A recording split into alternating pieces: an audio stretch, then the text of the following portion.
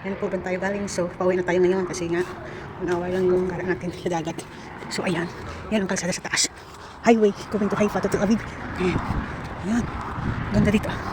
Ay, malabas na tayo guys. Di ba ang ganda guys? Taas, highway. Daanan ng train. Lahat ng sakyan, daanan. Straight galing Tel Aviv to Haifa. Diretso yan. Ayan. Okay. Mabilis ang biyahe. Hindi pa kadumaan. Hindi pa sikot-sikot.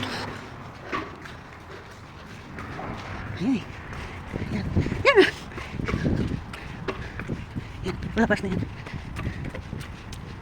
Ayan guys. Di ba ang ganda guys? Patapos ng winter.